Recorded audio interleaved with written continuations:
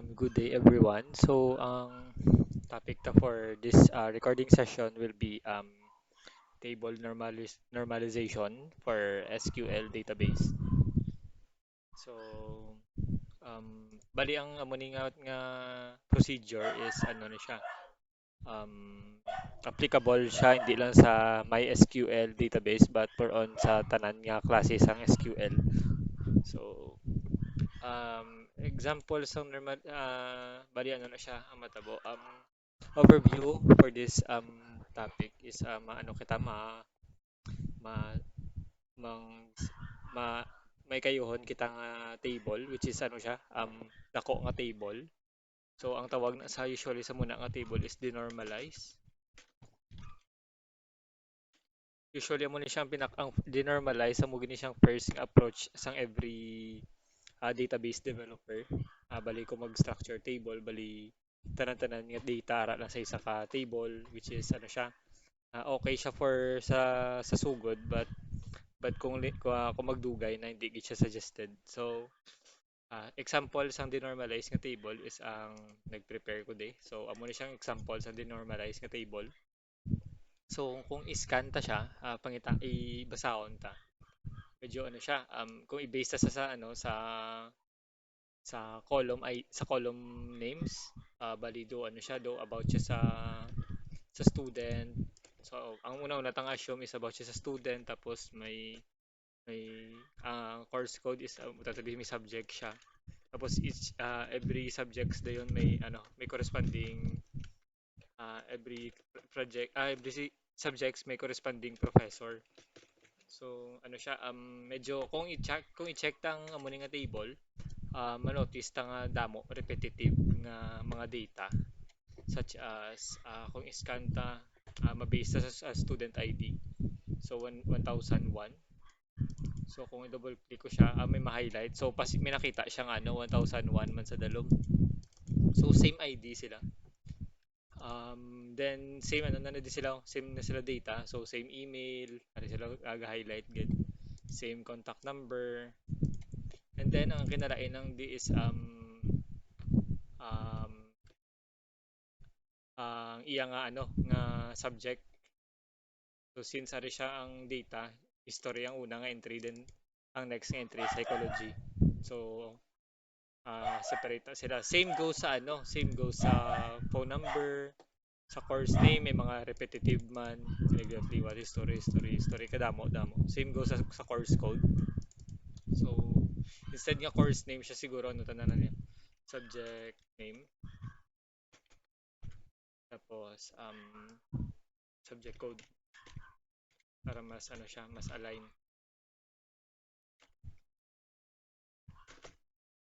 So subject code siya. And then syempre every subject may professor.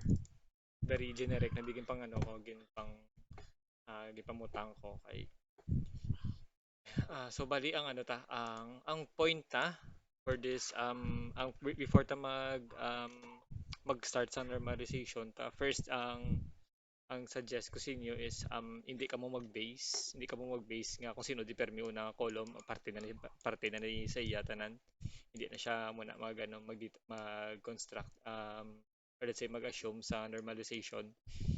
Bali ano siya, medyo may ba nga table nga sari-sari, may ara nga kakauna ang enrollment date, diri siya nga butang, diri siya naka-align. Same go sa ano sa ibang nga data. So ang ano di ang obrahon ta di is i-identify ta ang mga entity. So when we say entity, amo ni siya ang mga ano, ang mga ginatakol ta nga nouns bala mga nouns such as ang mga subjects subjects in ano siya hindi subjects nga subjects do mga ano do mga topics tagid ni ginano ginatakol so ano so nouns ang possible din nga makita ta nga noun is syempre ang student may ano kita entity i-identify ta isa-isa so it's either naman ano siya it's either entity siya or attribute so sa entity may ano kita based sa aton nga ano ho syempre student possible nga ang muli nga data is student gid kay very straightforward may student ID. So may makita ka tadi nga student to. Ano sa babaw. So same goes sa ano, ang student ID sa mo ni siya aton nga attribute, pwede ta siya ma-consider as attribute. Student ID. And then ang first name attribute siya gyapon. Hindi siya ma-consider nga siya ang entity gid itself. Kaya attribute lang siya sa possible nga student. Last name, email, phone, and then ang pwede ta pagid din ma-consider nga attribute ang subject name is pwede nga hindi. Pwede man oo. So but hindi na siya ma-consider nga ano nga na para lang exclusive lang siya kay student kay possible ang students may parehas nga subject name so dito siya ma-consider nga ano for now na attribute para kay student. So sa subject code same pwede ta siya ma-consider nga hindi lang danay. So ang professor name very ano very straightforward, hindi klaro nga hindi siya ma-consider as attribute ni student. Ang enrollment date kung i-check ta enrollment date oo pwede siya ma-consider nga ano nga attribute ni student. So i-restart siya enrollment date. So sa entity ta nga student may makita na kita nga ano nga attributes niya. So na-list down ta na ang mga ano ang mga fields. So ang next ta nga ano is may aside sa student may mga fields pa ta nga wala na call out such as ang entity nga subject kay may subject code kita may subject name kita kag subject code kag professor name. So pwede ta siya ma-consider as ano ang entity subject. So ang yan naman ng attributes will be ang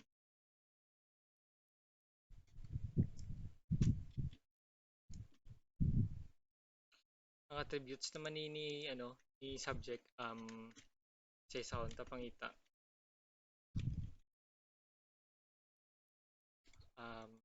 subject name of course subject name and then ang subject code. So since ano ni siya pwede ta ni magamit ang subject code later on for ano for tawag ni for primary key. So ano take note nyo always ang subject code is different such as may add data sample like yung history may history nga same sila subject name pero ang subject code nila lain. So ano ni siya different sila nga entity gid mismo hindi na sila ma-consider nga isa lang sila such as may history 301 history history para align sila. So may 105 kita, may history nga 108. So sari-sari sila hindi ta ni sila matingob sa isa lang ka subject code. And then ang isa ta din nga makita is pwede ta ma-align ang professor sa subject code sa attribute siya sa subject code but mas okay nga i-ano ta siya i-separate ta siyang entity kay later on possible gid ni nga ang scope sang aton nga system is ma-expand na naman ano niya i-expand niya si professor nga data. So dito siya ma-consider nga ano professor nga entity and then may attribute siya nga ano for the meantime may attribute siya nga professor name lang gid. So professor name so wala siya sang ano wala siya sang ID why siya sang field nga ID so instead nga pabayaan ta lang i-deklaranta siya no deklaranta siya ID. So professor ID kay kung i-check ta ang scan ta ang isa ka ang professor name may repetitive nga no may repetitive nga data such as si Professor Johnson si Dr. Johnson history teacher siya pero different history classes ang ginahandle niya. So may history siya nga 105, may history siya nga 301, same go sa iban. So ano to na siya, instead nga ano to siya, ignore to siya, dapat ano to gini sa. Kag kung ano gid kag kung mas align pagid kag kung mas kompleto tani data tapi dito pagid na mas separate ang professor first name, professor last name. So amo gina siya mag ano, mag tawag ni mag-identify sang entity kag attribute. So ang obrahon ta lang to sa aton task is ano lang, ay dokumenta lang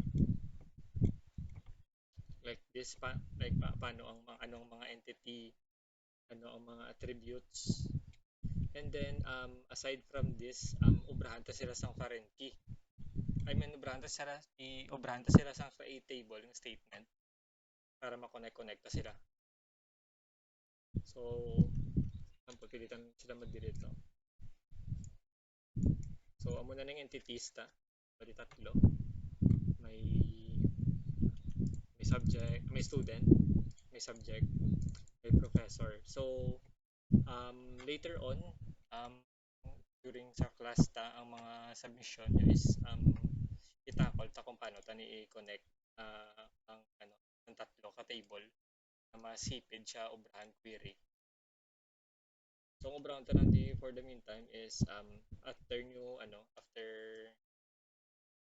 nyo identify sa mga entity kag attribute, obrahan nyo ni sila sang ano sang create table such as create table students o sa aton nga no. So student ID, private key, auto increment, was not null. Um, first name, varchar, pwede siya varchar na lang, by not null. Ani,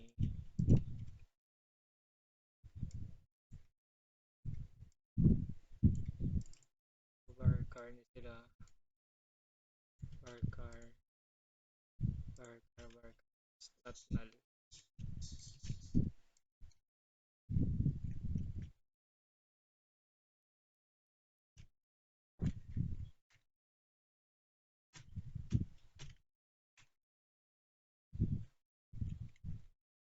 So amo na ning inyong ano documentation for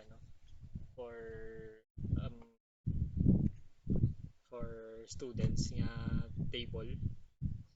Include yung gining sa babaw para mas ano siya kay sa documentation nata sa capstone yung need nyo na ipasa ang mga create table nga statements, create subjects. So sa subject code di gali ma-declare na lang kita diri sa professor ID para ma-call out ang ID ni professor instead nga name yang i-call ta. So same goes sobrahon nyo sa ano sa may subjects nga entity. So create table subjects, small letters ta lang ang table name para mas align kita tanan. Pwede ka di ka declare subject ID pero pwede man nga subject code na lang gamiton mo. Then professor ID. So ang subject code will be varchar. Varchar siya not null tapos primary key ni siya. Dapat.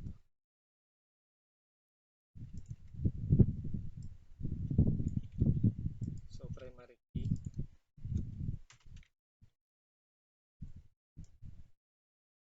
Tapos sa subject name will be varchar and then sa professor will be int. Tapos declare kita different key sa dalo mo. Key.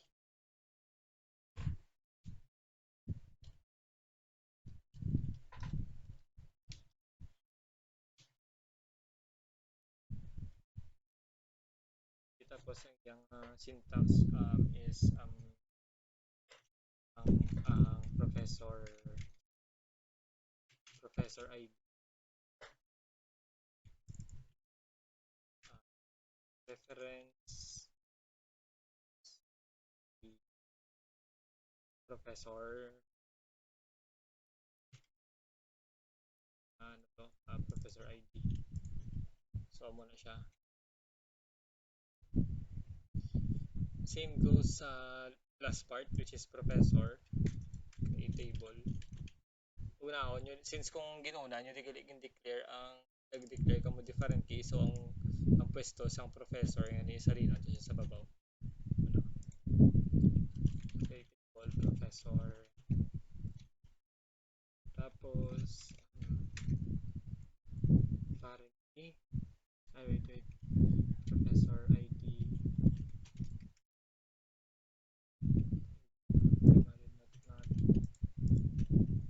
And then, professor name lang.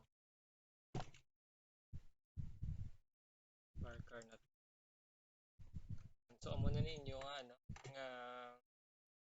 nga somehow na-normalize ng table.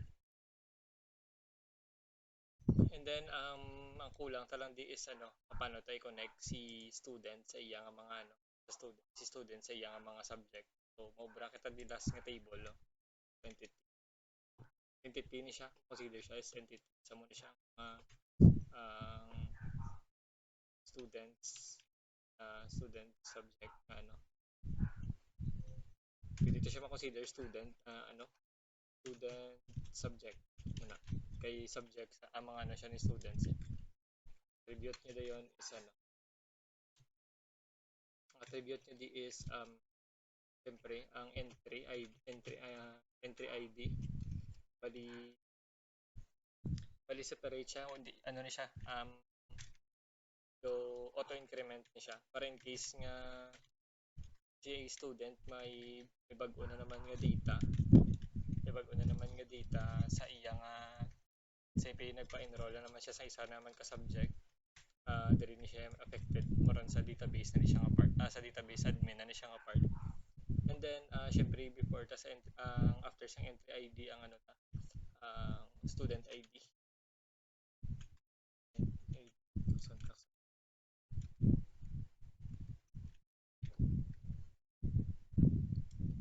Sa query. So, student ID and then ang ano ta na lang, ang i-connect na lang is rekta ta sa ano, marekta kita sa subject. Subject code. So, amo na ning imong last data sets. Amo ni siyang last mga table para ma-connect si student sa tanan-tanan ano, data.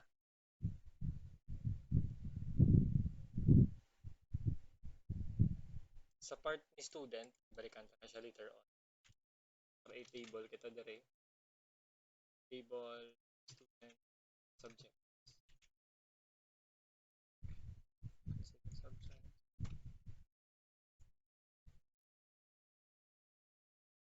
So, syempre, entry ID. Yun siya, tapos student ID. Tapos int lang, kay parent kita na siya, subject code. Take note sa subject code, hindi varchar gamiton tadi kay nag-varchar tadi kay sa ano sa may diri sa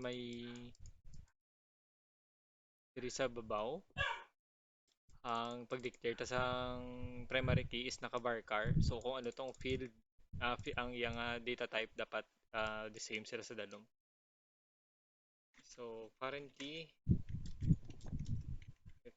tadi is ang subject student ID.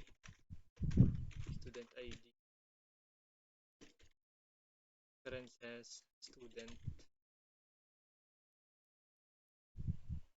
students, student lang, student.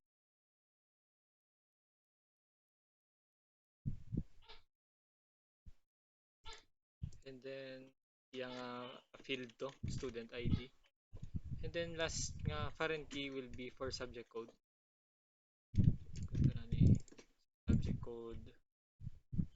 Subject code siya, tapos subject. subject. Yan. So amo na ni siya imo nga ano, amo na ni siya imo nga kung gusto mo pagin siya expand sa chess butangan mo di sa sang status so um like ano be status butang siya status nga field para butang tadi siya later on ng ano kung anong status niya sa muni nga subject. Kay for sure ang muni nga subject ang muni nga table may update gini siya sa chess diri ni masulod ang drop, pass later on kung tapos ng semester, diri ning failed, incomplete na diri ni sila ma-store sa diri nga table. So balikan ta sa student kay miyari pa di part nga do pwede ta i-segregate ang data such as sa email kag phone kag email phone na siguro pwede ta siya i-separate nga table but it's up to you kung ano na kung i-browse mo na siya but ang suggested is i-separate mo siya nga table. So amo na ni bale back to topic. Bali amo na ning imo nga ano document nga ang i-document mo nga ibutang sa activity such as copy ta siya talpak mo diyo and kung gusto mo pag i-expand such as nga agin dire mo gin declare ang attribute nga mga ang mga attribute na ara sa entity mo pwede gid so feel free to explore feel free to express then after this syempre is ano mo ni save mo ni save mo ni siya sa ano or let's say dito mo na lang i-upload sa ano may sa may activity ta sa GCR. So that's all for normalization. I hope may pamangkot ka mo para mansiran ta siya bisan sa GCR lang. So